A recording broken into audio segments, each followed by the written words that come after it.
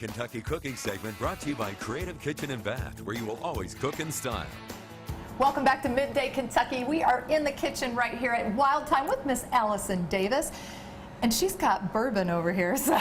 Well, it's Derby week. Well, there you go. So why not start with bourbon? Right? Okay, why not? I mean, why not, really? Derby, of course, is made famous or I guess Derby's made these famous. I don't think these have made Derby famous, but mint juleps is what I'm getting at. I don't know. It could go both ways, maybe. I don't know. I was reading, I think on Derby Day at Churchill Downs, there's over 120,000 mint juleps that are served. Yes. And that's not and that's just on mint juleps alone, not counting the other cocktails and punches and whatnot.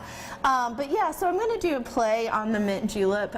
But if you're throwing a Derby party, sometimes you don't want to make drinks, you know, to order, right? Because you don't want to be a slave to the bar, and so maybe you want to have a pitcher of cocktails that people can just help themselves.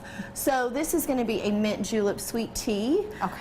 So it has all the flavors of the mint julep, but is mixed with tea, basically, and that's pretty much it. It's that simple. Fantastic. So I'm just going to get some ice here in our pitcher first. And then we're going to start off talking about our simple syrup. So simple syrup, we've talked about this. We had our friends from Whiskey Bear actually not too long ago. And basically simple syrup, which I have in this pan here, is equal parts sugar and water. And you bring it to a boil, and that's a simple syrup. Now I just put some mint in this one, which infused that mint flavor into our simple syrup, just because I really want to have more of that mint flavor in the sweet tea. So we've got our simple syrup ready to go, and then I made some tea. So just a tea bag, you know, tea. Iced tea. Lipton's, whatever. It doesn't matter. Right. So I'm going to take our tea, and we're going to start to pour that in, hopefully. Here. There we go. Do my skilled here. We'll just start to add our tea. I was a little nervous. I see a disaster coming. She's like, oh no.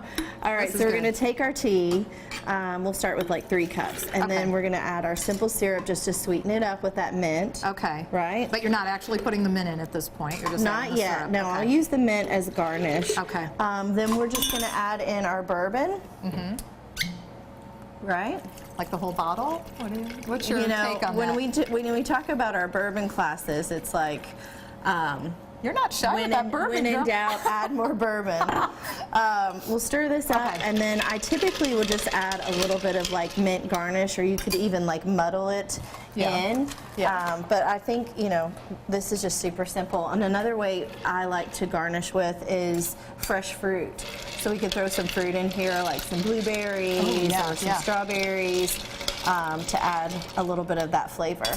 And then that is just about it. But what I just love about this is, you know, if you're going to the Derby and you just want to mix up a big cocktail for, you know, if it's nice and sunny, maybe Bloody Marys are done for the day, you need a like refreshing, you know, kind of light cocktail, this would work really well. Another thought was if you wanted to make it kind of more bubbly, was even incorporating like some champagne and with that, with the bourbon and the tea, just to kind of make it more like a spritzer. I like that. But yeah, that's it. I like it. And I have a question though. With this syrup that you did, did you say you boiled it? How did you get it to? Yeah, so you have to bring it to a boil. It almost dissolves the sugar in the water to create that syrup effect.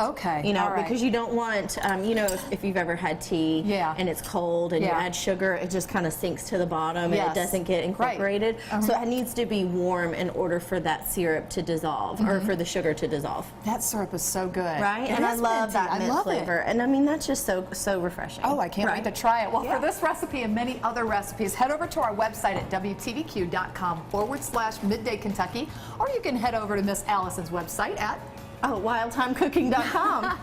And we'll be right back right after this short break. Keep it right here.